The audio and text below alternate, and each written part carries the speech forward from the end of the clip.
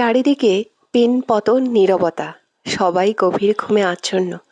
ইয়ানা যখন গভীর ঘুমে মগ্ন, কেউ তার কপালে গভীরভাবে চুমু খায়। আগন্ত ব্যক্তিটি যখন উঠতে যাবে, ঠিক তখনই কেউ পেছন থেকে তার হাত চেপে ধরে। ব্যক্তিটি অবাক হয়ে পেছন ফিরে তাকায়, দেখে ইয়ানা ওর হাত চেপে ধরেছে। ইয়ানা এবার বিছানা থেকে নেমে আগন্ত ব্যক্তিটির উদ্দেশ্যে বলে, অবাক হলেন বুঝি? কিভাবে আমি উঠে গেলাম? ইয়ানা এবার কষ্ট পাওয়ার অভিনয় করে বলে, আহারে, কত কষ্ট করে পানির মধ্যে ঘুমের ঔষধ মিশিয়ে রেখে ঘুম পাড়িয়ে রাখতেন, কিন্তু আজ সেই ঔষধ কোনো কাজে দিল না। কিন্তু আজ তো আমি কোনো পানি খাইনি। কি মিস্টার অগ্নিচৌধুরী, আজ পালিয়ে যাবেন না?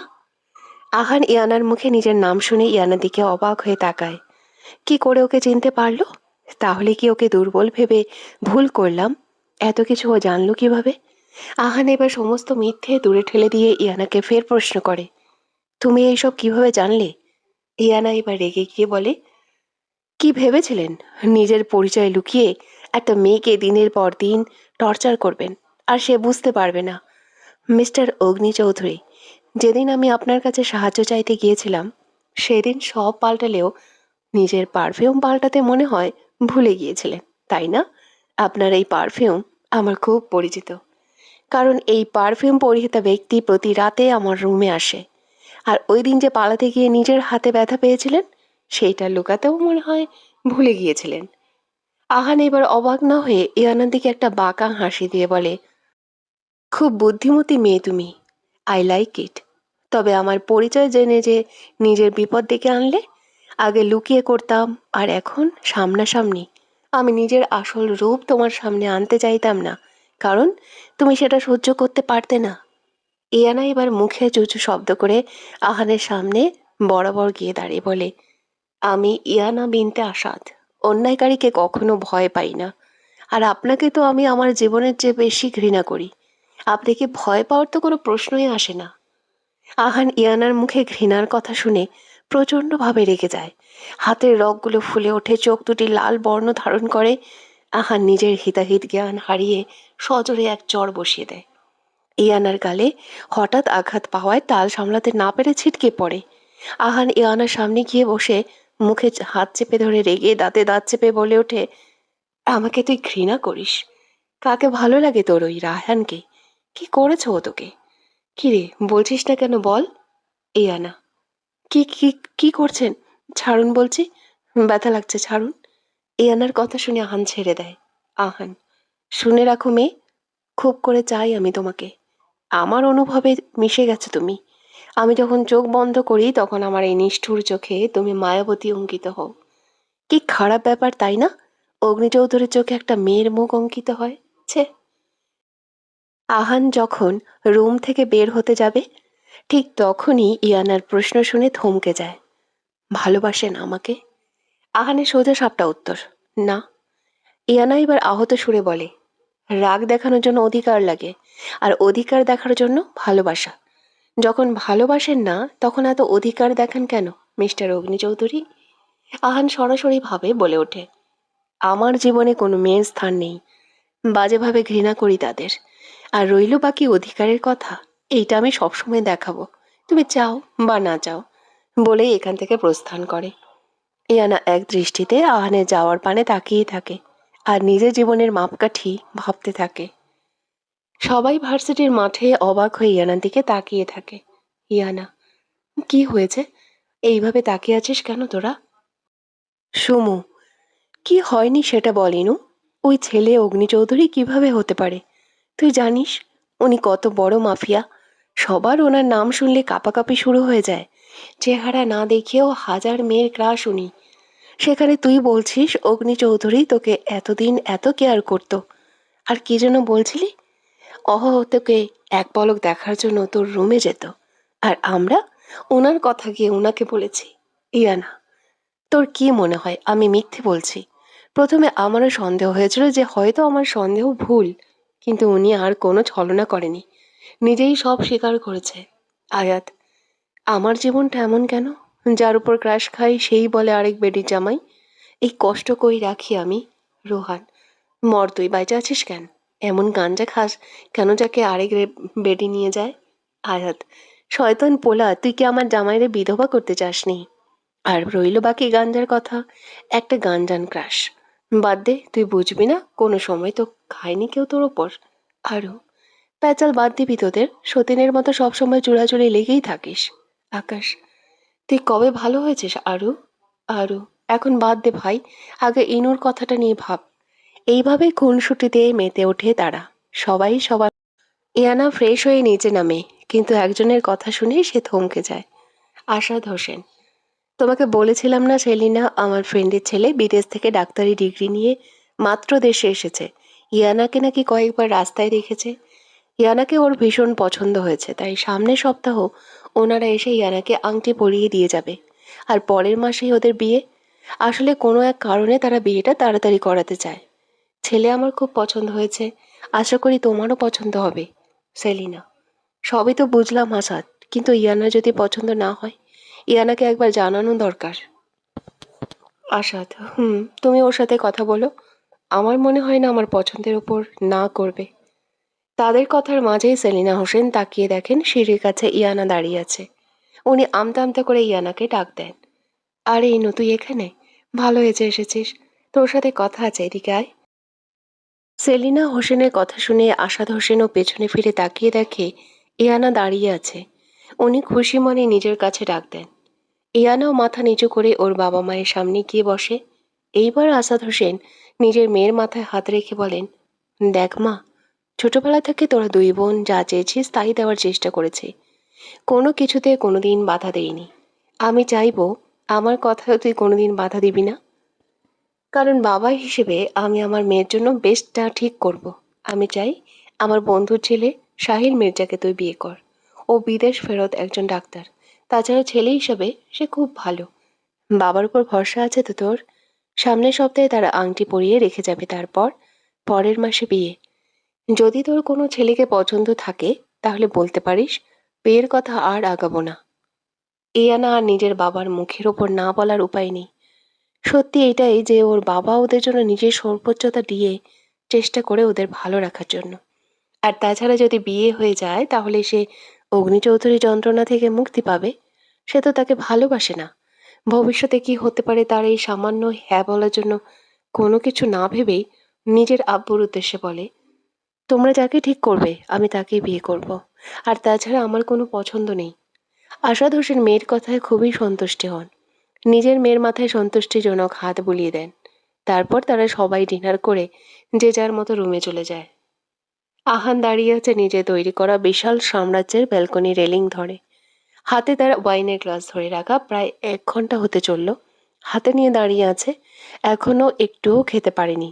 যে না খেলে ওর রাতের ঘুম হতো না, আজ সেটা খেতে পারছে না। মুখের সামনে আনলেই এক মায়াবী মুখ ভেসে ওঠে, গোলাপি ঠোঁট, একজোড়া মাতাল করা চোখ। আহান এবার বড় বড় শ্বাস নেয়। এটা যেন এক অদ্ভুত নেশা, যা সব নেশাকে হার মানায়। ওয়াইনের গ্লাসটা পাশে রেখে আকাশের দিকে তাকিয়ে বলতে লাগলো, আমার অনুভবের রানী, কি করেছো আমার ওপর? আমার এই হিংস্র মন যে শুধু তোমাকে চাই। কিছু করতে গেলেই শুধু তুমি মায়াবিনী অঙ্কিত হও। কি জাদু আছে তোমার অস্তিত্বে, যেটা অনুভব করলে আমি সব ভুলে যাই। খুবই ভয়ঙ্কর নারী তুমি। তোমার অস্তিত্বে আমি পাগল হয়ে যাই বারবার। খুব কাছ থেকে ছুতে চাই তোমায়, ভালোবাসায় ডুব দিতে চাই তোমার মধ্যে, মেতে উঠতে চাই তোমার অস্তিত্বে। যে মাতাল হয় আমি প্রতি রাতে, আজ তোমার অনুভবে মাতাল হচ্ছে বারংবার। আজ এই ওয়াইনের গ্লাসও আমাকে কাবু করতে পারছে না আমার অনুভবের শেজাদি। ভালোবাসি না আমি তোমায়, কিন্তু আমি তোমায় চাই, সেটা যেই মূল্যেই হোক না কেন। রাতের আঁধারকে বিদায় জানিয়ে সূর্যি মামা উঁকি দেয়। চারদিক থেকে ভেসে আসা বাতাসের মিষ্টি গন্ধ। এমন মনোরম পরিবেশে শুকনো মুখে বসে আছে ইয়ানা, তার কিছুই ভালো লাগছে না। সারা রাত ভাবতে ভাবতে কখন যে ভোর হয়ে গেল বুঝতেই পারেনি। মাথায় হাজার চিন্তা, নিয়ে কি আর ঘুম সম্ভব? সারা রাত বারবার ব্যালকনির দিকে তাকিয়েছিল কারোর অপেক্ষায়। কেন বারবার মনটা এমন অশান্ত লাগছে? বিয়ে ঠিক হয়েছে, আমার তো খুশি হওয়ার কথা, কিন্তু কেন মনে হচ্ছে আমি কিছু একটা হারিয়ে ফেলছি। ইয়ানা এবার সমস্ত চিন্তা দূরে ঠেলে দিয়ে নিজেই নিজেকে আশ্বস্ত করে বলে, কেমন ইয়ানা, কিসের এত চিন্তা করছিস? আর কার জন্যই বা চিন্তা করছিস? ও কি তোকে ভালোবাসে নাকি? আর তুইও তো ওকে ভালোবাসিস না, তাহলে এত চিন্তা কিসের? তোর জন্য তোর বাবা বেস্ট একটা ছেলে চুজ করেছে। ইয়ানা এবার বড় বড় শ্বাস নিয়ে ফ্রেশ হতে চলে যায়। ইয়ানা অনেকক্ষণ পর রুম থেকে বের হয়, নয়তো ওই দিনকার মতো আবার কথা শোনাতো। কি এক বিপদে আছি, তাড়াতাড়ি ঘুম থেকে উঠলেও দোষ, না উঠলেও দোষ। ইয়ানা ডাইনিং টেবিলে বসে ব্রেডে জ্যাম লাগাতে লাগাতে বলে, আম্মু আব্বু আর রুই কি চলে গেছে? সেলিনা হোসেন মেয়ের প্রশ্ন শুনে বলেন, হ্যাঁ, এই মাত্র বের হয়েছে। তোকে রুই ডাকতে দিতে গিয়েছিল, তুই নাকি পড়তে বসেছিস, তাই আর ডিস্টার্ব করেনি। ইয়ানা, ও আচ্ছা আম্মু শোনো, আজ আমি একটু লাইব্রেরিতে যাব, আসতে একটু লেট হবে। সেলিনা হোসেন মেয়ের দিকে তাকিয়ে বললেন, ঠিক আছে, তবে বেশি দেরি যাতে না হয়। ইয়ানা, ঠিক আছে আম্মু, আমি এখন আসি, বাই। ইয়ানা রাস্তায় বিরক্তি নিয়ে দাঁড়িয়ে আছে রিক্সার জন্য। আজ সুমু কোচিংয়ে যাবে না, তাই ইয়ানা একাই দাঁড়িয়ে আছে। ইয়ানা এবার কিছুটা বিরক্তি নিয়ে বিড়বিড় করে বলে, আজ কি সমস্ত রিক্সার ওপর ঠাডা পড়ছে, একটাও আসছে না। দূর, এইদিকে কোচিংয়েরও দেরি হয়ে যাচ্ছে। ইয়ানার ভাবনার মাঝে কালো সাদা একটা কার এসে থামে। সে কিছুটা ঘাবড়ে যায়। গাড়ি থামার সাথে সাথে ওর মোবাইলে ফোন আসে। ইয়ানা ফোন রিসিভ করে হ্যালো বলতেই ওই পাশ থেকে, গাড়ি পাঠিয়েছি, চুপচাপ গাড়িতে উঠে ভার্সিটিতে যাও। একটা কাজে আটকে গেছি, তাই আমি যেতে পারিনি। ইয়ানা আর বুঝতে বাকি নেই ফোনের ওপাশের ব্যক্তিটি কে। ইয়ানা, দেখুন মিস্টার অগ্নি চৌধুরী, আমাদের মতো মধ্যবিত্ত মেয়েদের জন্য রিক্সাই ঠিক আছে। আপনার কোটি টাকার গাড়ি প্রয়োজন নেই। আহানের রাগের পরিমাণ যেন তরতর করে বৃদ্ধি পাচ্ছে। এই মেয়ে সোজা কথার মানুষ না, ভালোভাবে কথা বললে কানেই তোলে না। আহান এবার একটা ধমক দিয়ে বলে, জাস্ট শাট আপ, ইডিয়েট। আমার থেকে বেশি বোঝো তুমি। চুপচাপ গাড়িতে ওঠোই নু, না হলে আই সোয়ার আমি কি করব নিজেও জানি না। এই বলে আহান রেগে ফোন রেখে দেয়। ইয়ানা আহানকে গালি দিতে দিতে গিয়ে গাড়িতে বসে। সমস্ত মিটিং শেষ করে আহান নিজের কেবিনে বসে আছে, তার কিছুই ভালো লাগছে না। সে তার অনুভবের শাহজাদিকে দেখতে পারেনি। কেবিনের বাহির থেকে টোকা পড়তেই আহান গম্ভীর মুখে বলে, কাম ইন। ইউভি, রায়ান আর আহানের অ্যাসিস্ট্যান্ট আরিফ হুড়মুড়িয়ে রুমে ঢোকে। আহান তাদের দিকে বিরক্তি নিয়ে তাকিয়ে বলে, কি হয়েছে, কোন পাগলা কুকুরে তাড়া করেছিল, তোদের এইভাবে ঢুকেছিস কেন? আহানের কথা শুনে সবাই থমথমে খেয়ে যায়। রায়ান এবার সিরিয়াস হয়ে বলে, ভাই, ফরিদ আমিনের ভাইগনাকে কানাডার পুলিশ গ্রেপ্তার করেছে। এখন ফরিদ পালিয়ে রয়েছে, হয়তোবা দেশে আসতে পারে, তারপর মোটা অঙ্কের টাকা ভেঙে ছেলের মতো ভাইগনাকে বাঁচিয়ে নিয়ে আসবে। তাছাড়া কানাডায় ফরিদের যত কালো ব্যবসা ছিল, ড্রাগস থেকে শুরু করে সব পুলিশের আওতাধীন হয়ে গেছে। তাই বলছি, ও দেশে আসাটা মারাত্মক ব্যাপার। আর আমাদের সাথে জাত শত্রুতা, দেশে এসে শুধু শুধু অশান্তি করবে। আর এইবার যদি বেশি বাড়াবাড়ি করে, আর প্রাণে বাঁচতে পারবে না। আহান যেন এইসব সম্পর্কে আগে থেকেই অবগত ছিল। সে একটা রহস্যময় হাসি দিয়ে বলে, চাপ নিস না, ও কানাডার ত্রিসীমানা থেকে বাহির হতে পারবে না। কিছুক্ষণ পর ওইখানকার পুলিশের হেফাজতে চলে যাবে। তারা অবাক হয়ে আহানের দিকে তাকিয়ে থাকে। ইউভি রাগান্বিত হয়ে আহানাকে বলে, সারা তুই জানতে আগের থেকেই, আর আমরা এসেছি তোকে খবর দিতে। আহান তাদের কথা শুনে একটা মুচকি হাসি দিয়ে বলে, ওইসব কথা বাদ দে, আগে বল আমার আদরের সৎ ভাইয়ের কি খবর। আজ একটু দেখা করতে যাব, বুঝলে, অনেক দিন হলো আদরের ভাইটাকে দেখি না। আহান এবার কিছুটা গম্ভীর হয়ে বলে, আরিফ ঠিক মতো খাতির যত্ন করেছিস তো? আরিফ ভয়ে ভয়ে বলে, জি ভাই, ওর অবস্থা খুবই খারাপ, মনে হয় না বেশি দিন বাঁচবে। আহান একটা বাঁকা হাসি দিয়ে বলে, বাঁচতে তো হবেই ওকে, আজ দেখা করতে যাব। আর এখন সবাই আমার কেবিন থেকে বের হতো। আরিফ, ভাই আমার একটা প্রশ্ন ছিল। আহান চেয়ারে বসতে বসতে বলে, কি প্রশ্ন করবি, তাড়াতাড়ি করে বিদায় হ। আরিফ, আচ্ছা ভাই, আপনার জন্মের সময় কি আপনারা গরিব ছিলেন? আহান আরিফের দিকে কপাল কুঁচকে বলে, তোর হঠাৎ এই প্রশ্ন কেন? আরিফ, আহা ভাই বলেন না। আহান, না। আরিফ, গরিব ছিলেন না, আপনার বাবা দেশের সেরা ব্যবসায়ীদের মধ্যে একজন ছিল। এইটা আমি আমার জন্মের পর থেকেই জানি, কিন্তু প্রশ্ন হলো, এত বড়লোক হওয়া সত্ত্বেও আপনাকে মধু খাওয়াতে এত কিপটামি করলে কেন? রায়ান আর ইউভি এতক্ষণ আরিফের দিকে তাকিয়েছিল। আরিফের কথা শেষ হতেই তারা হু হু করে হেসে ওঠে। আহার নিচের দিকে তাকিয়ে বলে, আমার বন্দুকে 6টা গুলি আছে। তোরা যদি এখন আমার কেবিন থেকে না বের হয়েছিস, তাহলে 6টা গুলি তোদের বুক বরাবর শুট করব। আহানের বলতে দেরি, তাদের কেবিন থেকে বের হতে দেরি হয় না। সৌম্য রাস্তার একা একা হেঁটে যাচ্ছে, আজ রিক্সা নেই। নেয়নি, সে আনমনে কিছু একটা ভেবে চলেছে। ঠিক ওই সময় ওর সামনে একটা গাড়ি এসে আচমকা ব্রেক কষে। তার ভাবনার এমন ভয়ঙ্কর ছেদ পড়ায় থমথমে খেয়ে যায়। এই বুঝি অকালে জীবনটা গেল, এখনো না হওয়া জামাইটাকে দেখতে পেলাম না। আমার বাচ্চা কাচ্চাগুলোর কি হতো? সুমু মনকে শান্ত করার জন্য কয়েকবার দোয়া ইউনিস পরে বুকে ফু দিয়ে গাড়িটির দিকে তেড়ে গিয়ে বলে, এই যে বড়লোক বাবার বখাটে ছেলে, দামি গাড়ি নিয়ে বের হলে কি রাস্তায় মানুষদের মানুষ মনে হয় না? নিজের কাঁধে কি আজ এলে ক্ষমতা নিয়ে এসেছিস, নাকি মানুষ মারার জন্য? লেজ কাটা হনুমান, শয়তান, অসভ্য। এই বলে সুমু একটা ইট নিয়ে তেড়ে যায় গাড়ির কাছে। গাড়ির কাছে গিয়ে ওর চোখ চড়ক গাছ।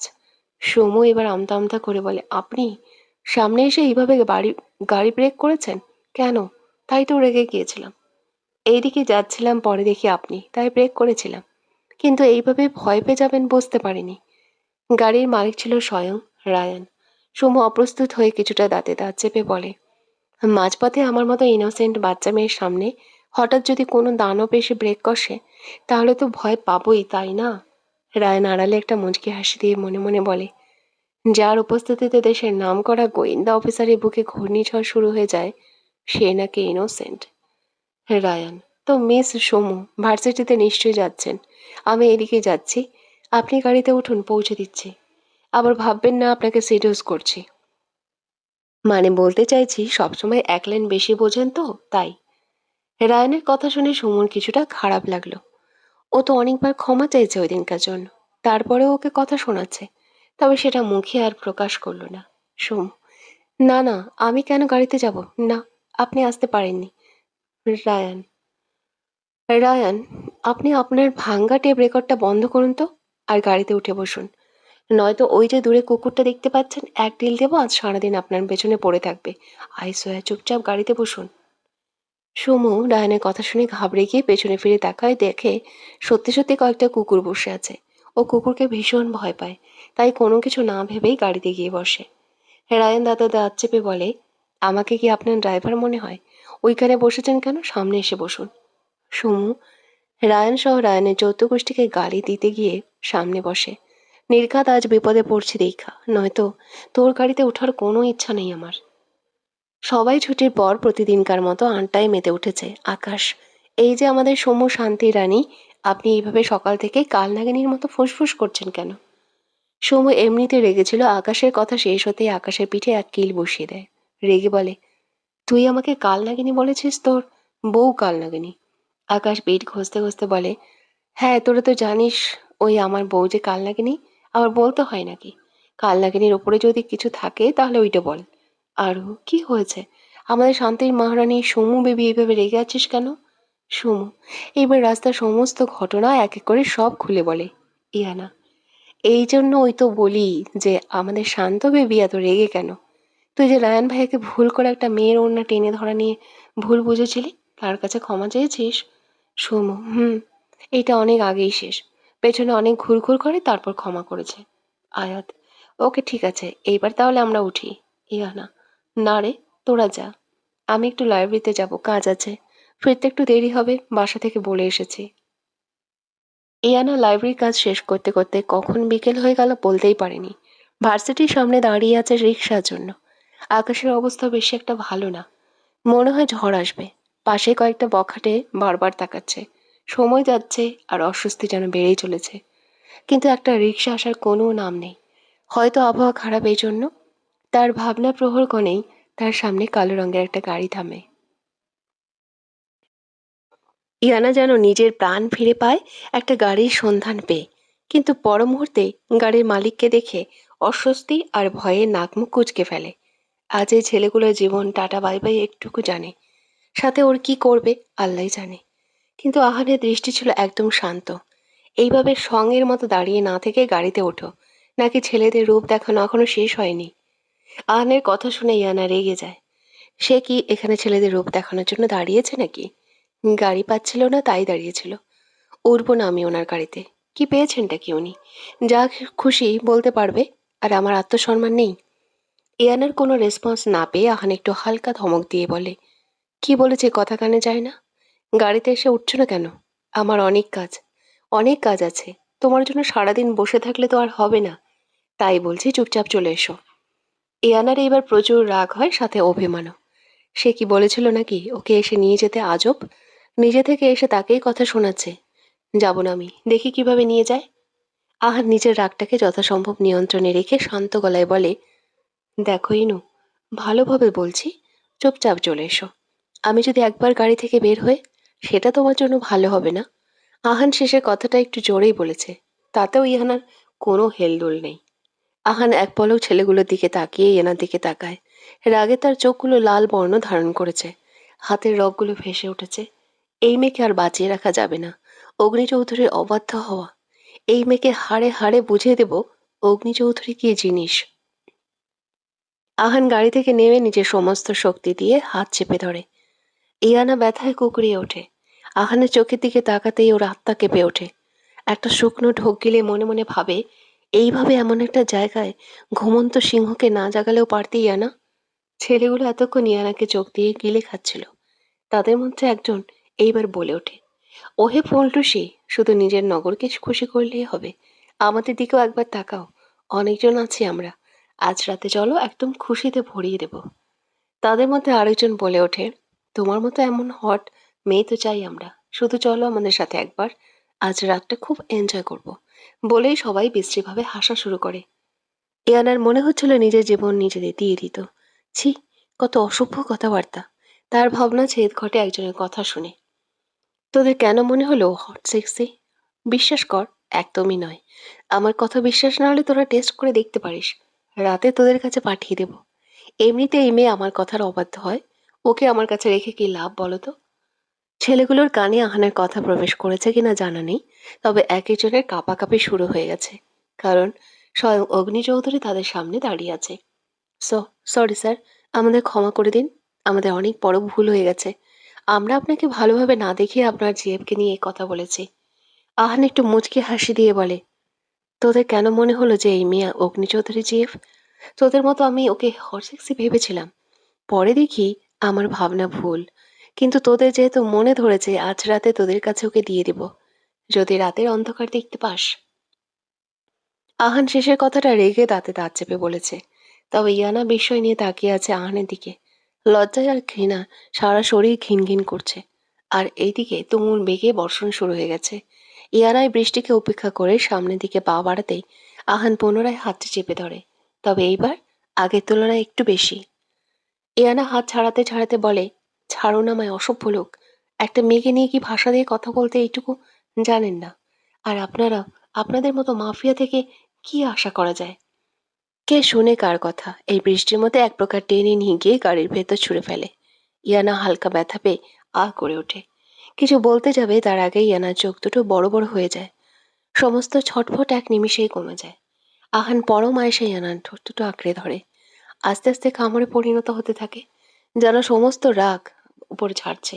ইয়ানা ব্যথা সহ্য করতে না পেরে আহান থেকে নিজেকে ঝাড়াতে ছটফট শুরু করে। আহান ইয়ানা চোখ দুটি নিজের হাত দ্বারা চেপে রেখেছে।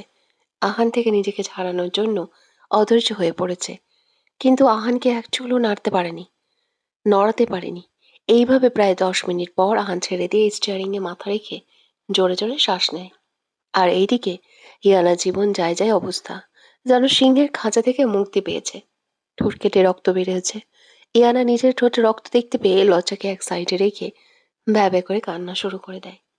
আহান স্টিয়ারিং থেকে মাথা তুলে ধমক দিয়ে বলে, এইভাবে বাচ্চাদের মতো কান্না করছো কেন? কান্না থামাও, বিশ্রী লাগে দেখতে। ইয়ানা এবার রাগে তেতে উঠে বলে, কেন কান্না করছি আপনি জানেন না? কোনো মেয়ের অনুমতি ছাড়া তাকে স্পর্শ করা ঠিক না। এটা কি আপনার জানা নেই? সাহস কি করে হলো আমাকে? আমার ঠোঁট কি আপনার বাপের সম্পত্তি? বারবার এসে হামলা করেন অসভ্য পুরুষ। রাগের বশে ইয়ানা কি বলছে নিজেরই জানা নেই। আহান গাড়ি স্টার্ট দিতে দিতে বলে, যেখানে পুরো মানুষটাই আমার, সেখানে অনুমতি নেওয়ার তো কোনো প্রশ্নই ওঠে না।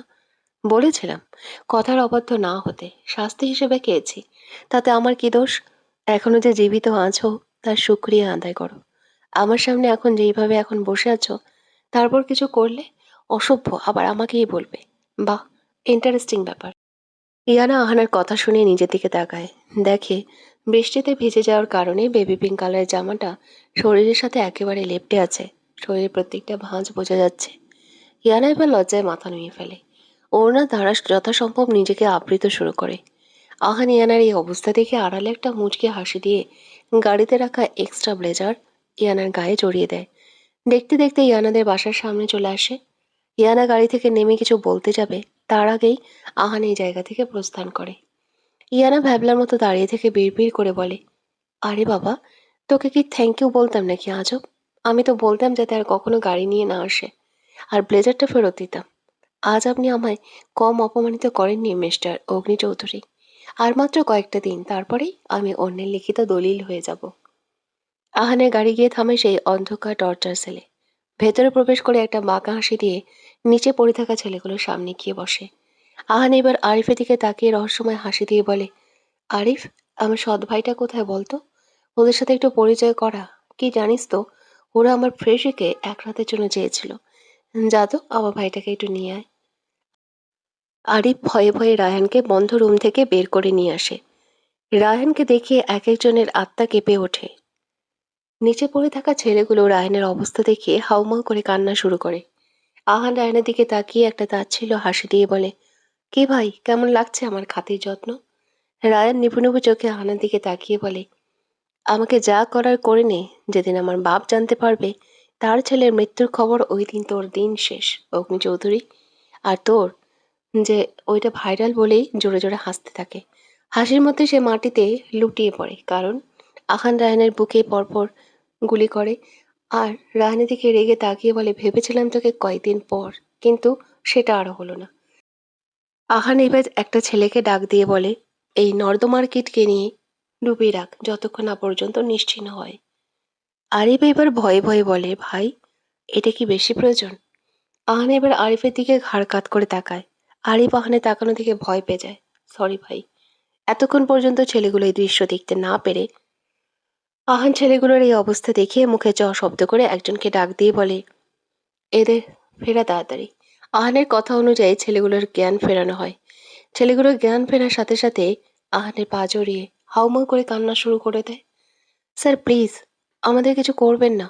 আমরা জানতাম না আপনার গার্লফ্রেন্ড ছিল। আমাদের ক্ষমা করে দিন প্লিজ।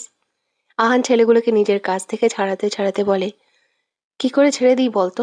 যার দিকে তাকাতে আমার নিজের আত্মা কেঁপে ওঠে, সেখানে তোরা কিভাবে তাকিয়েছিলি? যার সাথে কথা বলতে গেলে আমায় হাজারবার ভাবতে হয় কোন কথাটা ওর খারাপ লাগবে, সেখানে তোরা ওকে নিয়ে বাজে কথা বলেছিস। যাকে আজ পর্যন্ত আমি ভালোভাবে দেখিনি পর্যন্ত, সেখানে তোরা এক রাতের জন্য চেয়েছিলি। আর কয়েকদিন আগে একটা মেয়ে, সেটা তোরাই করেছিলি না? খুব শখ না নিজের? যদি এটাই না থাকে কি হবে বলতো? কেমন হবে বলতো? সবাই ভয়ে তটস্থ হয়ে একপাশে দাঁড়িয়ে আছে। কারোর কিছু বলার সাহস নেই। একমাত্র আহানই জানে সে কি খেলায় মেতে উঠেছে। আহান এবার আরিফকে ডাক দিয়ে বলে, আরিফ, আমার প্লায়ার্স আর ছুরিটা দে তো। আরিফ ভয়ে ভয়ে বলে, জি ভাই, দিচ্ছি। একটু পর আহান সবাইকে বলে, সবাই নিজে চোখ বন্ধ করতে পারো। খোলা রাখলে আমার কোনো সমস্যা নেই। ছেলেগুলোর হাজারো আকুতি আহানের মন গলাতে পারেনি। পরপর তিনজনের ছেলেগুলো চিৎকার সময় পায়নি, আগেই মুখের ভেতর শুট করে দেয়। আহান নিজের হাত টিস্যু পেপার দিয়ে মুছতে মুছতে বলে, এইগুলো পরিষ্কার কর তাড়াতাড়ি। তারপর বেরিয়ে আসে অন্ধকার সেই টর্চার সেল থেকে। হয়ে যায় অগ্নি চৌধুরী থেকে আহান চৌধুরী। আহান পাসওয়ার্ড চেপে বাড়ির ভেতরে প্রবেশ করে। গিয়ে দেখে রায়ান সোফায় মাথা নিচু করে কিছু একটা ভাবছে। আহান কিছু একটা ভেবে রায়ানকে ডাক দেয়, কিন্তু রায়ানের কোনো রেসপন্স নেই। আহান এবার একটা মৃদু ধাক্কা দেয়, ফলে রায়ান হকচকিয়ে ওঠে। রায়ানের চোখ দুটি কেমন লাল হয়ে আছে। আহান জানে অতিরিক্ত প্রেশার নিলে এরকমই হয়। আহান কপাল কুঁচকে রায়ানকে জিজ্ঞাসা করে, কি হয়েছে বলতো তোর? ইদানিং দেখি অন্যমনস্ক হয়ে বসে থাকিস। রায়ান একটা হাসি দিয়ে বলে, আরে ভাই, অফিসে একটু চাপ ছিল, এই আর কি। তেমন কিছু হয়নি বলেই রুমের দিকে হাঁটা শুরু করে। ভালোবাসিস তুই সুমাইয়াকে? রায়ানের পা থমকে যায়। কথা বলার ভাষা হারিয়ে ফেলে। কি বলবে তার ভাই সমতুল্য বন্ধুকে? সে কি আদৌ ভালোবাসে? হ্যাঁ, ভালোবাসে ও সুমুকে। কখন কিভাবে ভালোবেসে ফেলেছে সে নিজেও জানে না। রায়ানকে এইভাবে দাঁড়িয়ে থাকতে দেখে মুখে চ শব্দ উচ্চারণ করে বলে, তুই এরকম মেয়েদের মতো হলি কবে বলতো? সামান্য একটা প্রশ্ন করেছি, তাতে কোনো ভাবনার মাঝে ঢুকে পড়ে আছিস তুই। রায়ান আহনের কথা শুনে মুচকে হাসি দিয়ে বলে, তোর কাছে এটা সামান্য হতে পারে, বাট আমার কাছে অনেক। ভালোবেসেছে কিনা তা জানি না, তবে ওকে ছাড়া এক মুহূর্ত আমি থাকতে পারবো না। বাই দ্য ওয়ে, কোথায় ছিলি বলতো আজ তুই? কোথায় গিয়েছিলি, আবার কাকে মেরেছিস? আহান নিজের শরীর ঝাড়তে ঝাড়তে ভাবলেশীন ভাবে উত্তর দেয়, তুই কি আমার বিয়ে করা বউ? এইভাবে যে জেরা করছিস? আর যদি গোয়েন্দা হয়ে থাকিস, তাহলে সেটা অন্যদের জন্য, আমার জন্য না। তাই আমার উপর থেকে গোয়েন্দাগিরি বাদ দে। রায়ান প্রথম দিকে একটু ভ্যাবাচাকা খেলেও সন্দেহের বসে আবারও প্রশ্ন করে, বাজে কথা বন্ধ কর আর বল কি করেছিস। আহানের সোজা সাপটা উত্তর, রায়ানকে শেষ করেছি, তার 3টে ছেলেকে বলে উপরে চলে যায়। তারপর আবার কিছু একটা ভেবে পেছন দিকে তাকিয়ে বলে, এত ভেবে লাভ নেই। তুই জানিস বিনা কারণে আমি কাউকে মারি না। আর সময় থাকতে ভালোবাসা ধরে রাখ, আবার দেখিস অন্য কেউ নিয়ে না চলে যায়। হুমায়ুন স্যারের একটা লেখা পড়েছিলাম। লেখাটা ছিল এরকম, যদি তোমার কাউকে মনে পড়ে তাহলে কল করো, যদি কাউকে তোমার দেখাতে ইচ্ছে হয়, দেখতে ইচ্ছে হয়, তাহলে জানিয়ে দাও। যদি তুমি কাউকে ভালোবাসো তাহলে তুমি তাকে বলে দাও, কারণ তুমি 5 মিনিট বাঁচবে কিনা তার কোনো গ্যারেন্টি নেই। অপূর্ণতা নিয়ে কখনো পৃথিবী ছেড়ো না। দেখতে দেখতে 1 সপ্তাহ চলে যায়। এর মধ্যে আহানের আর কোনো খোঁজ নেই। আজ ইয়ানার এঙ্গেজমেন্ট। ইমতিয়াজ মির্জা, তার ওয়াইফ হিয়া মির্জা আর সাহিল মির্জা তাদের বাড়িতে আসে। ইয়ানাকে তাদের সামনে বসানো হয়। পরিধানে তার পিঙ্ক কালারের সিম্পল কারুকার্যের মধ্যে শাড়ি, মুখে হালকা মেকআপ। এই সামান্য সাজে যেন ইয়ানাকে অসামান্য লাগছে।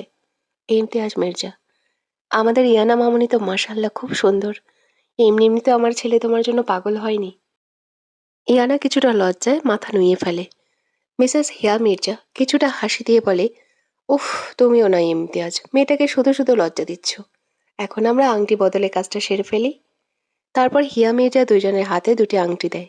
সাহিল ইয়ানার হাতে রিং পরিয়ে দেয়। কিন্তু ইয়ানা সাহিলকে রিং পরাতে গেলেই ওর হাত কাঁপা শুরু করে দেয়। এক পর্যায়ে রিং নিচে পড়ে যায়, কিন্তু তার আগেই সাহিল ধরে ফেলে। সাহিল, কি হলো ইয়ানা? এইভাবে ভয় পাচ্ছ কেন? এত ভয় পাওয়ার প্রয়োজন নেই, ধীরে সুস্থে পড়াও। তারপর ইয়ানা সাহিলকে রিং পরিয়ে দেয়। সমাপ্তি হয় তাদের এঙ্গেজমেন্ট। কিন্তু একজন কি তা মেনে নেবে যদি সে জানতে পারে ইয়ানা অন্যজনের নামে রিং পড়েছে? কি করবে ও? পুরোটা শুনতে থাকো। রাতের শেষ প্রহর চলমান। আকাশে খুশি মনে উড়ন্ত পাখিরাও ক্লান্ত হয়ে চোখ বুজে ফেলে। চারিদিকে হুতুম প্যাঁচার ডাক। নিস্তব্ধ এই জঙ্গলে হুতুম প্যাঁচা আর একটি লোকের নিঃশ্বাস ছাড়া একটা পাতারও শব্দ নেই। একজনের নিঃশ্বাস, আরেকজনের ডাক এই নিস্তব্ধ পরিবেশে যেন ভয়ঙ্কর হয়ে উঠেছে। এই অমাবস্যাকে কাটিয়ে আলোর কোনো সন্ধান নেই। হঠাৎ সামনে থাকা গাড়ির হেডলাইট জ্বলে ওঠে। কিছুক্ষণ পর উপস্থিত হয় মাথা থেকে পা পর্যন্ত আবৃত করা এক মানব, যার কালোর মধ্যে হালকা নীল চোখ দুটো ভাসমান, হাতে আগুন আর সিংহের মাথায় ট্যাটু করা। হাত দুটোকে দেখতে একটু ভয়ঙ্কর লাগলো। শুধু তাই নয়, ঘাড়ে একটা সাপের ট্যাটু, সামনে ফনা তুলে ধরেছে। এতদিন আবৃত ছিল বলে কেউ লক্ষ্য করেনি। আর আজ লোকটির সামনে পরনের হুডিটা খুলে ফেলে। হাত মুষ্টিবদ্ধ করে মাটির দিকে এক ধ্যানেই তাকিয়ে আছে। হয়তো কিছু একটা ছক কষছে। সামনে মাটিতে পড়ে থাকা ছেলেটি ভয়ে একপাশে নিজেকে গুটিয়ে নেয়। হঠাৎ করে সামনে হুডি পরা ব্যক্তির বিচ্ছিরি হাসিতে সহসা সবাই কেঁপে ওঠে। লোকটির এমন অট্টহাসি সামনে পড়ে থাকা ছেলেটির গলা শুকিয়ে দিচ্ছে। পরপর করে কাঁপতে থাকে ছেলেটি। কালোতে আবৃত থাকা ব্যক্তিটি এবার সামনে মেঝেতে পড়ে থাকা ছেলেটির দিকে ঘাড় কাত করে তাকায়। এই চোখ থেকে যেন আগ্নেয়গিরির লাভা বের হচ্ছে। লোকটির দৃষ্টি সামনে থাকা ব্যক্তির হৃদয়ে তীরের ফলার মতো বিচ্ছে। সামনে থাকা ব্যক্তিটি এবার ভয়ে হাউমাউ করে কান্না শুরু করে দেয়। হুডি পরা লোকটি সামনে থাকা ব্যক্তিটির দিকে কপাল কুঁচকে তাকিয়ে শান্ত কণ্ঠে বলে, সাহস আছে বলতে হবে তোর। অগ্নি চৌধুরীর লোক হয়ে বাইরে খবর পাচার করিস। 1 সপ্তাহ দেশের বাইরে ছিলাম, তার মানে এটা ভাবিস না কোনো খবর রাখি না। পৃথিবীর যে প্রান্তেই থাকি না কেন, আমার দৃষ্টি সবসময় তোদের উপর নিক্ষিপ্ত। এইবার ভালো ছেলের মতো বলে ফেলতো, এই সপ্তাহে কার কাছে খবর পাচার করেছিস, তাহলে হয়তো শাস্তিটা কম পেতে পারিস। আহান এতদিন দেশে ছিল না। ওই দিনকার ঘটনার পরের দিন ওকে কোনো কারণে কানাডায় যেতে হয়। আজকেই বাংলাদেশে ব্যাক করে। এসেই জানতে পারে তার ওই লোক তার অগোচরে বাইরের ব্যক্তিদের সাথে হাত মিলিয়েছে। লোকটি ভয়ের কারণে কথা বলতে পারছে না। আহান এবার রেগে ছেলেটির গাল চেপে ধরে বলে, নাটক কম করে সত্যিটা বল, নয়তো কি করব তোর ধারণার বাইরে। এতদিন আমার কাছে ছিলি, আশা করি আর বোঝাতে হবে না। ছেলেটি এবার ভয়ে ভয়ে বলে, স্যার, আমাকে ক্ষমা করে দিন। টাকার লোভে পড়ে অন্ধ হয়ে গিয়েছিলাম। আর কখনো এমন করব না। আমি মরে গেলে আমার বউ বাচ্চা না খেয়ে মরবে স্যার। আহান মুখে চুচু শব্দ করে দাঁতে দাঁত চেপে বলে, এতদিন আমার সাথে ছিলি, কাউকে দেখেছিস? একবার অগ্নি চৌধুরী টর্চার সেলে ঢুকলে সে অক্ষত অবস্থায় বাইরের আলো দেখে। বিশ্বাসঘাতকদের ক্ষমা, আর যাই হোক, অগ্নি চৌধুরী করে না। বউ বাচ্চার চিন্তা তোর মতো বিশ্বাসঘাতকের না করলেও চলবে। যার ছায়ার তলে এতদিন ছিলি তার পিঠেই ছুরি মারলি। এইবার এই কাঁপাকাঁপি বন্ধ কর আর সত্যিটা বল। আহানের এই হুংকারের লোকটি ভয়ে ভয়ে বলে, স্যার স্যার, আমাকে যে ব্যক্তিটি শুধু বিকাশে টাকা পাঠিয়ে দিয়েছে, কাজ হিসেবে আমি সব খবর ব্যক্তিটিকে দিয়ে দিই। তাছাড়া আমি আর কিছু জানি না। তবে লোকটি বাংলাদেশে থাকে না। আহান এবার কপাল কুঁচকে বলে, মানে? জি স্যার, ব্যক্তিটি বলেছিল কয়েকদিনের মধ্যেও বাংলাদেশে ব্যাক করছে। আপনি নাকি ওর সব থেকে মূল্যবান জিনিস কেড়ে নিয়েছেন, তাইও আপনার সবচেয়ে কাছের জিনিস কেড়ে নেবে। আহান কিছু একটা ভেবে গম্ভীর হয়ে বলে, যদি আমি তার ভয়েস শোনাই বুঝতে পারবি লোকটির কণ্ঠ? জি স্যার, বুঝলে বুঝতে পারবো, কারণ অনেকবার ওর সাথে কথা হয়েছে। আহান এবার একটা রেকর্ড ওপেন করে। লোকটি এবার আশ্চর্য হয়ে বলে, জি স্যার, এটা ওই ব্যক্তিটির ভয়েস। কিন্তু স্যার, আপনি চিনলেন কিভাবে? তার মানে আপনারা পূর্ব পরিচিত? আহান একটা রহস্যময়ী হাসি দিয়ে বলে, শুধু পরিচিত নয়, খুবই পরিচিত আমার। আমার পেছনে পুনরায় লেগে কাজটা ভালো করলো না। এইবার অগ্নি চৌধুরীর হিংস্রতা দেখবে। লোকটা কান্না করতে করতে বলে, স্যার, আমি তো সব বলে দিয়েছি, প্লিজ আমায় ক্ষমা করে দিন। আহান লোকটার দিকে ঘাড় কাত করে তাকিয়ে বলে, জানিস তো, আমার মনে দয়া মায়ের ছিটে ফোটাও নেই। আরিফ, ওকে এমন অবস্থা করো যাতে সকালের আলো না দেখতে পারে। তবে অন্যদের চেয়ে একটু ভালোবেসে মেরো। আমার লোক ছিল বলে কথা। এই বলে আহান এইখান থেকে চলে যায়। পেছন থেকে লোকটি চিৎকার করতে থাকে, প্লিজ স্যার, আমাকে ক্ষমা করে দিন। কিন্তু একবারের জন্য আহান পেছন ফিরে তাকালো না। ইয়ানা আজ ভার্সিটিতে যায়নি। কেন জানি সবকিছু বিরক্ত লাগছে। কেন মনে হচ্ছে জীবন থেকে কোনো একটা মূল্যবান জিনিস হারিয়ে ফেলছে। তার ভাবনা ছেদ ঘটে কোনো একটা শব্দে। তাকে দেখে হুল্লাপাটি হুড়মুড়িয়ে রুমে ঢুকছে। ইয়ানা কিছুটা বিরক্ত হয়ে বলে, কোন পাগলা কুকুরে তাড়া করেছে তোদের? এইভাবে নেশাখোরদের মতো ঢুকেছিস কেন? আকাশ, আস্তাগফিরুল্লাহ, জীবনে একটা সিগারেটে হাত নিয়ে দেখলাম না, আর তুই নেশাখোর বানিয়ে দিলি। রোহান, হ্যাঁ একদম ঠিক কথা। ওই দিন লুকিয়ে শুধু সিগারেট খেয়েছিল, আমি কিন্তু কাউকে বলিনি। আকাশ রেগে রায়নার দিকে তাকিয়ে বলে, শালা এইভাবে না ভাসালেও পারতি। রোহান আর আকাশের কথা শুনে সবাই উচ্চস্বরে হেসে দেয়। ইয়ানারও এখন ভালো লাগছে সবাইকে দেখে। সত্যি ফ্রেন্ড হচ্ছে এমন একটা সম্পর্ক যার সান্নিধ্যে গেলে সব মন খারাপ দূর হয়ে যায়। আয়াত, তুই যে সিগারেট খাস, এটা কি অবনী জানে? না জানলে তো আমাকে জানাতে হবে, বল। আকাশ কাঁদো কাঁদো হয়ে বলে, প্লিজ বোন, এমন করিস না। আমি ওকে প্রমিস করেছি আর খাবো না। এখন যদি জানে আমি খেয়েছি, আমি শেষ। আর এমনি তো আমি খাই না, ওই দিন একটা খেয়েছিলাম। আরও, এই জন্য তো বলি তোর ঠোঁট এমন মদখোরদের মতো কালো কেন? আকাশ, এমন মিথ্যা বলিস না বোন, আল্লাহর গজব পড়বে। তুই জানিস আমার ঠোঁটের প্রশংসা কত মেয়ে করেছে। আর তোদের মতো ময়দা সুন্দর না আমরা। আরও, হে হে, সো ফানি। আমরা মোটেও ময়দা সুন্দরী না, তোরা হচ্ছিস এডিট সুন্দর। এডিট করে আকাশ আলী থেকে ঝাক্কাস আলী হোস। রোহান, দেখ, এডিট এডিট করে অপমান করবি না, তোদের মুখে কিন্তু এখন ময়দা লেগে আছে। ময়দা মেখে জরিনা থেকে সাবানা হোস। আয়াত, রুহাইনার বাচ্চা। রোহান, নাউজুবিল্লাহ, আমি এখনো বিয়ে করিনি, তুই আমার বাচ্চাকে দেখলি কিভাবে? তাদের ঝগড়ার মাঝে সেলিনা হোসেন তাদের খাবারের জন্য ডাক দেয়। আহান মাথা নিচু করে নিজের কেবিনে বসে কিছু ফাইল চেক করছে, কিন্তু কিছুতেই কাজে মনোযোগ দিতে পারছে না। মনের ভেতর কেমন শূন্যতা অনুভব হচ্ছে। বিষাদের ছায়া ধরে বসেছে চারপাশ। শান্তির জন্য চোখ বন্ধ করলেই এক রমণীর অস্তিত্ব ভেসে উঠছে। অনেকদিন না দেখা তরুণ তৃষ্ণার্তদের মতো ভিতর হাহাকার করছে। আহানের এইরকম অস্থিরতা থেকে ইউভি মনে মনে ভাবে, তুই কি বুঝতে পারছিস না আহান, তুই ইয়ানাকে ভালোবেসে ফেলেছিস। ও শুধু তোর অনুভব নয়, তোর অস্তিত্ব হয়ে গেছে ও। যাকে এক নজর না দেখলে তোর ভেতর হাহাকার করে, তৃষ্ণা তোদের মতো ছটফট করিস, তবু কেন স্বীকার করছিস না তুই ওকে ভালোবাসিস? ইউভিকে নিজের দিকে তাকিয়ে থাকতে দেখে ভ্রু কুঁচকে প্রশ্ন করে, কি হয়েছে, এইভাবে তাকিয়ে আছিস কেন? ইউভি মুখে হাসি রেখা টেনে বলে, ভাবছি মানুষ ভালোবাসার জন্য ছটফট করে তবু মুখে স্বীকার করে না। আহান বিরক্তি নিয়ে বলে, কি বলছিস এইসব? ইউভি, ভুল কি বললাম? তুই ইয়ানাকে ভালোবাসিস কিন্তু সেটা মানতে পারছিস না। তুই কিন্তু মনে মনে জানিস তুই ইয়ানাকে ছাড়া থাকতে পারবি না।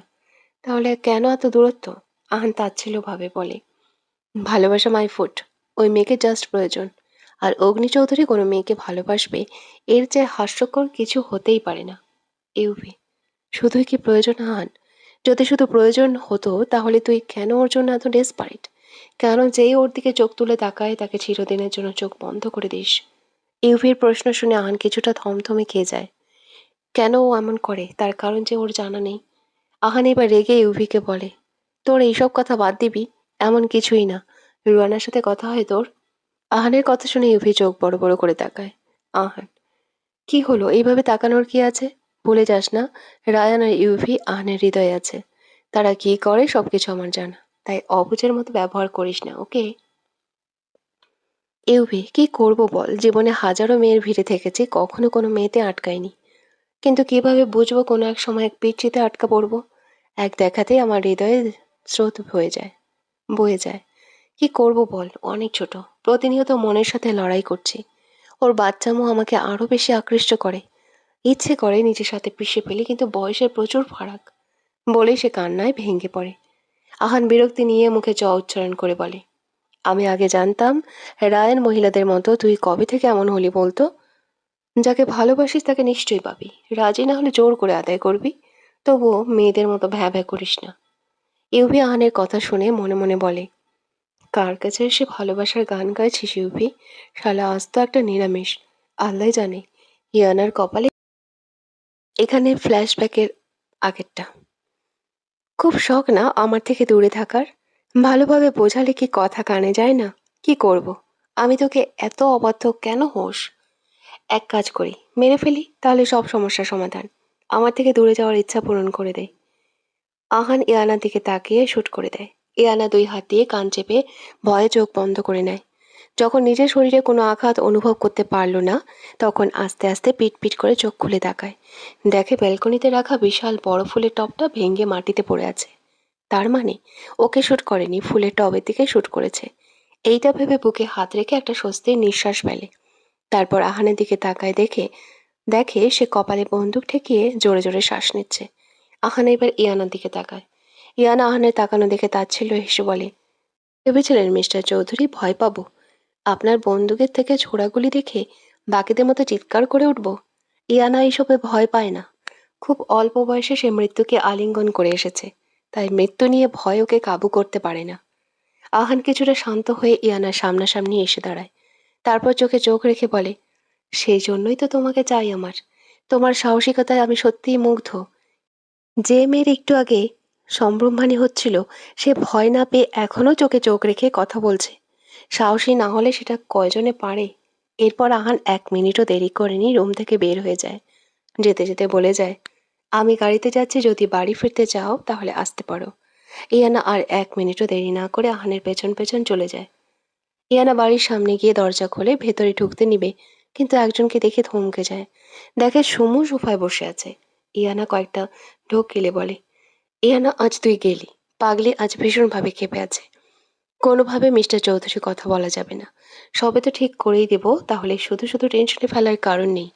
ইয়ানা পা টিপে টিপে সবার আড়ালে রুমে ঢুকতে যায়, কিন্তু রোয়ানার কথায় দাঁড়িয়ে পড়ে।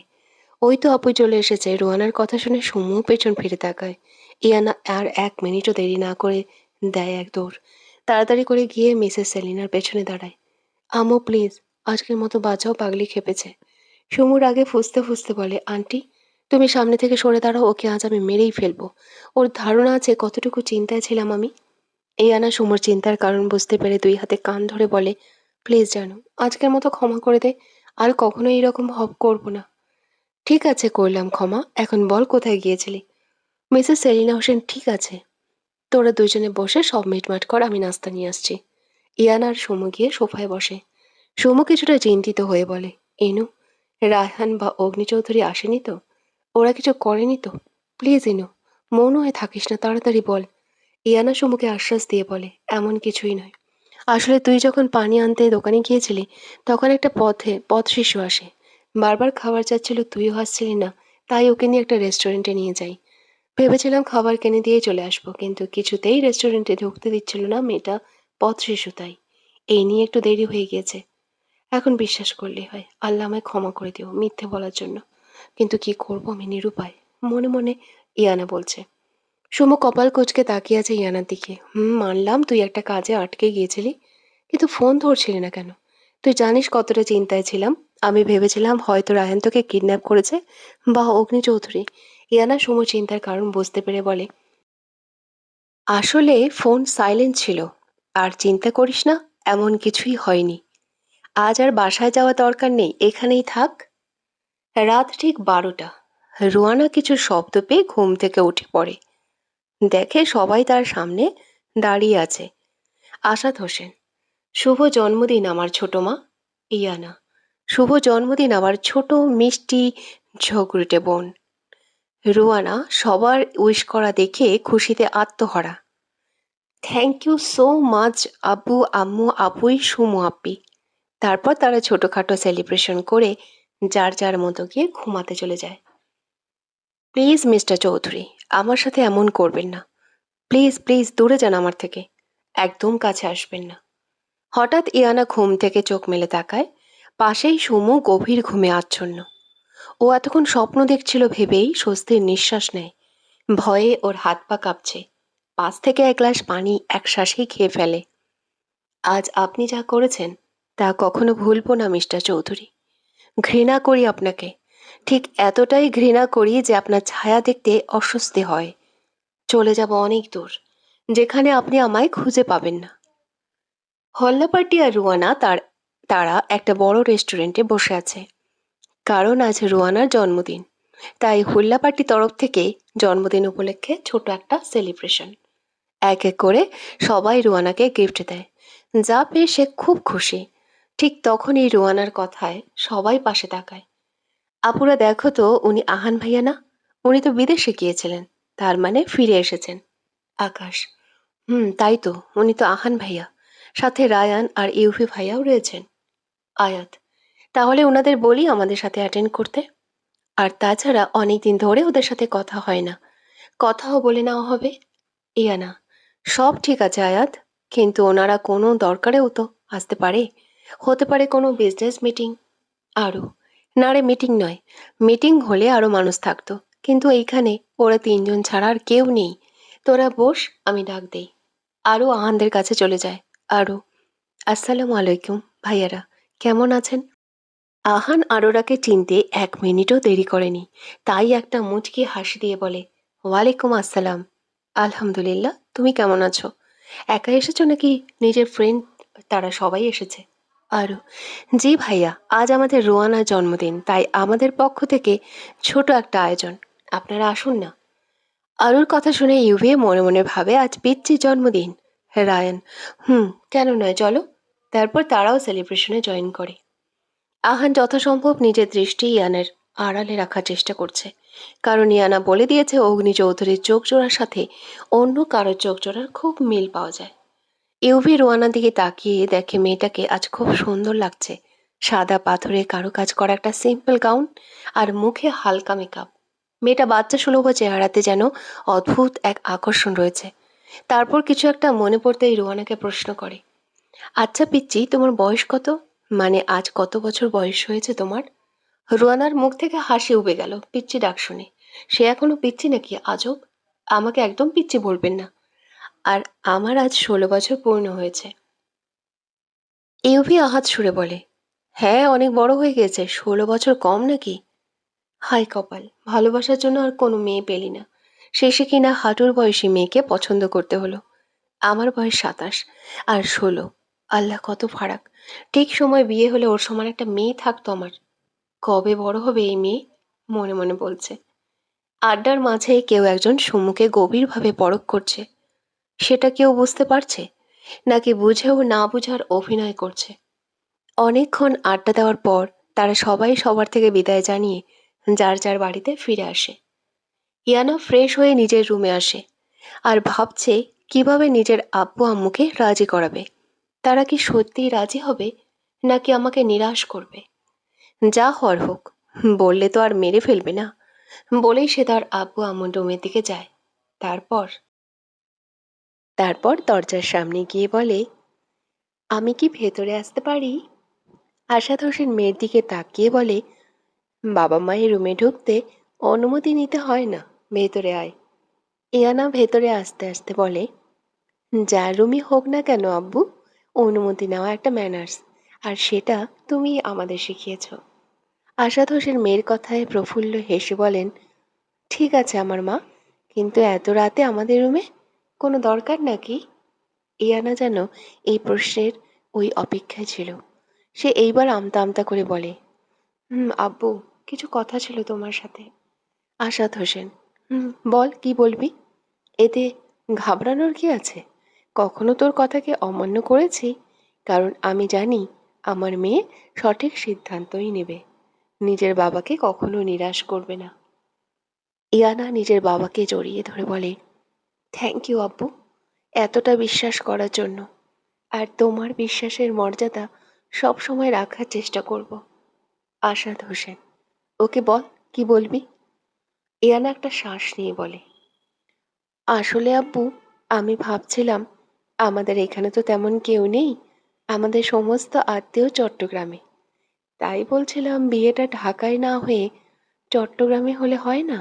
দাদা দাদু মারা যাওয়ার পর আমাদের আর ওখানে যাওয়া হয়নি। এই বিয়ে উপলক্ষে আমরা সবার সাথে দেখা করে আসতে পারবো। তাই বলছিলাম বিয়েটা ঢাকায় না হয়ে চট্টগ্রামে হলে ভালো হতো, যদি তুমি রাজি থাকো। ইয়ানা ভয়ে ভয়ে আশাদ হোসেনের দিকে তাকায়। আব্বু কি আবার রাগ করে? কিন্তু ইয়ানা অবাক, কারণ আশাদ হোসেনের মুখে হাসির ঝিলিক। আশাদ হোসেন ইয়ানার দিকে তাকিয়ে বলে, একদম আমার মনের কথাটা বলেছিস। আমিও ভেবেছিলাম, কিন্তু কিছু একটা মনে করে তার প্রকাশ করিনি। কতদিন ধরে নিজের বাসভিটা দেখি না, বুকটা যেন হাহাকার করছে। ইয়ানা খুশিতে নিজের বাবাকে জড়িয়ে ধরে বলে, তার মানে তুমি রাজি? ধন্যবাদ আব্বু। আশাদ হোসেন, হুম, তোর বিয়ে উপলক্ষে তোর দাদা দাদির কবরটাও জিয়ারত করে আসবো। ইয়ানা, ঠিক আছে, তাহলে আম্মু, নিজের থেকে আসলে এই নিয়ে আলোচনা করো। খাবার সময় ওই তোমাদের দুজনের সামনে বলতাম, কিন্তু কোনো এক কারণে বলিনি। এখন তুমি আমাকে জানিয়ে দিও। ইয়ানা নিজের বাবা মায়ের রুম থেকে বের হয়ে নিজের রুমে যায় আর মনে মনে বলে, আমি জানি মিস্টার চৌধুরী, আপনি সর্বক্ষণ আমার দিকে নজর রাখেন, তার জন্য সিসি ক্যামেরাও লাগিয়েছেন পুরো ঘর জুড়ে। কিন্তু বাবা মায়ের রুমে নিশ্চয়ই লাগাননি, কারণ আর যাই হোক, ওনাদের এখানে লাগাবেন না আমি জানি। তাই তো কথাটা খাবার টেবিলে না বলে সোজা আব্বু আম্মু রুমে গিয়ে বলে আসলাম, দেখি এইবার কিভাবে আমার যাওয়া আটকান। আর আমার বিয়ে কেটে গেল এরই মাঝে 2 দিন। আজ ইয়ানা তারা চট্টগ্রামে যাচ্ছে, সাথে সমুও রয়েছে। শুধু ও জানে কেন তারা সবাই চট্টগ্রামে যাচ্ছে। হোল্লাপার্টি সবাই জানে, কিন্তু তারা এখন যাবে না, বিয়ের আগের দিন উপস্থিত হবে। সমুর বর্তমান অভিভাবক যেহেতু আশাদ হোসেন, তাই সমু ইয়ানার সাথেই যাচ্ছে। ইয়ানা তারা সবাই আগের দিনই ব্যাগ গুছিয়ে রেখেছিল, তাই এখন আর কষ্ট করতে হচ্ছে না। ঠিক তখনই আননোন নম্বর থেকে সুমুর ফোনে একটি মেসেজ আসে। দেখে এটা সেই নাম্বার যেটা ওকে প্রতি রাতে বিরক্ত করে। তবে আস্তে আস্তে এখন ভালো লাগতে শুরু করেছে। আগের মতো বিরক্ত অনুভব হয় না, অনেকটা বন্ধুত্বের মতো সম্পর্ক গড়ে উঠেছে। সুমু কিছুক্ষণ চ্যাটিং করে ফোন ব্যাগে ঢুকিয়ে ফেলে। আশেপাশে সবাই জানে ইয়ানা তারা বেড়াতে যাচ্ছে, কিন্তু কেউ জানে না ওইখানে বিয়ের জন্য যাচ্ছে। ইয়ানা সবাইকে বলতে নিষেধ করেছিল, যাতে কেউ না জানে। তারা প্রায় আধ ঘন্টা জার্নি করার পর চট্টগ্রামে পৌঁছায়। অনেক দিন পর সবাই সবাইকে দেখিয়ে কিছুটা আবেগপ্রত হয়ে পড়ে। তারপর খাওয়া দাওয়া করে এক এক করে ঘুমাতে চলে যায়। সারাদিন জার্নি করার ফলে সবাই ভীষণ ক্লান্ত। এইদিকে আরো 2 দিন কেটে গেল। আহান এই 2 দিনে ইয়ানার কোনো খোঁজ পায়নি। শহরের অলিতে গলিতে লোক লাগানো হয়েছে ইয়ানাকে খোঁজার জন্য, কিন্তু বরাবর সবাই নিরাশ হয়ে ফিরতে হচ্ছে। আহান নিজের বিলাসবহুল বাড়িতে বসে একের পর এক ড্রিঙ্ক করে যাচ্ছে। কিছুতেই তারা মাথা ঠান্ডা হচ্ছে না তার। ইয়ানাকে হাতের কাছে পেলে জ্যান্ত কবর দিত।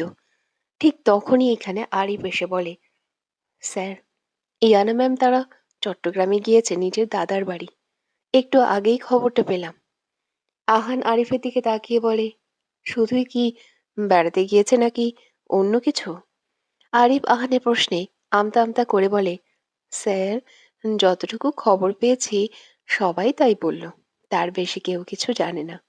এরপর আহান বলে, ঠিক আছে, যা তুই।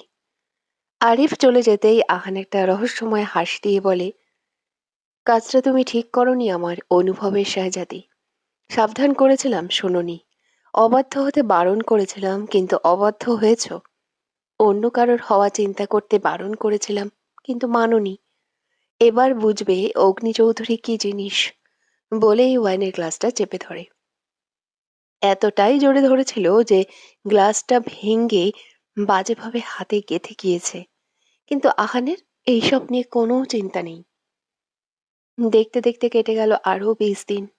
এই 20 দিনে না তো আহান ইয়ানার কোনো খোঁজ নিয়েছে, আর না তো ওকে আনতে গিয়েছে। আজ ইয়ানার গায়ে হলুদ।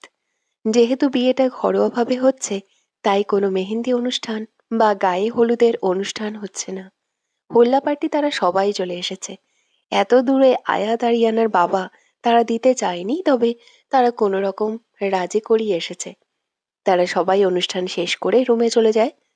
অনেক দিন পর সব বন্ধুরা একসাথে হওয়ায় তারা ইয়ানার রুমে গিয়ে আড্ডায় মেতে ওঠে।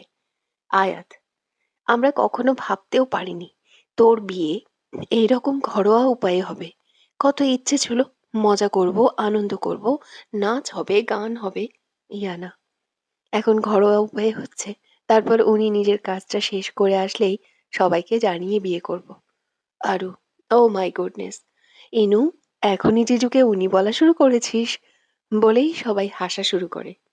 রোহান, সবই তো বুঝলাম, কিন্তু তোরা একটা জিনিস লক্ষ্য করেছিস? অগ্নি চৌধুরী আসার পর থেকে রায়হানের কোনো খোঁজ নেই, এমনকি একবারের জন্যও দেখিনি। তোদেরকে একটু খটকা লাগছে না? সুমু, হুম, এইটা আমার মাথায় অনেকবার এসেছিল, কিন্তু কি বলতো, এক হিসাবে তো ভালো হয়েছে। এখন ইয়ানাকে আর কেউ বিরক্ত করবে না, বা করে না। আকাশ, বিরক্ত করে না মানে? ভুলে গেছিস দ্য গোল্ডেন অফ মাফিয়া গ্রুপের লিডার অগ্নি চৌধুরীর কথা? উনি রায়হানা থেকে অনেক ধাপ এগিয়ে। কিন্তু ইয়ানা, অগ্নি চৌধুরী তোর বিয়ের খবর জেনেও কেন এত চুপ রয়েছেন? আয়াত, হয়তো মোহ কেটে গেছে তাই। ইয়ানা, না, মোহ কাটেনি, কারণ মিস্টার চৌধুরী জানেন ওই না কাল আমার বিয়ে। জানেই না। একবারও তোদের মনে হয় না যেই চট্টগ্রামে দাদা দাদু মৃত্যুর পর আব্বু আম্মু জোর করলেও আসতাম না, আজ কেন নিজ ইচ্ছায় এইখানে বিয়ে করতে চাইলাম? কারণ ঢাকায় বিয়ে করলে উনি কোনোভাবেই জেনে যেত, কিন্তু চট্টগ্রামের কথা কোনোভাবেই জানবে না। আর যদি জেনেও থাকে, তাহলে ভাববে বেড়াতে এসেছি। হয়তো জানেনি, জানলে এতক্ষণে চলে আসার কথা। আরু, যাই হোক, কিন্তু ইয়ানা, অগ্নি চৌধুরী একজন মাফিয়া। উনি এমনি এমনি কারোর পিছু নেয় না।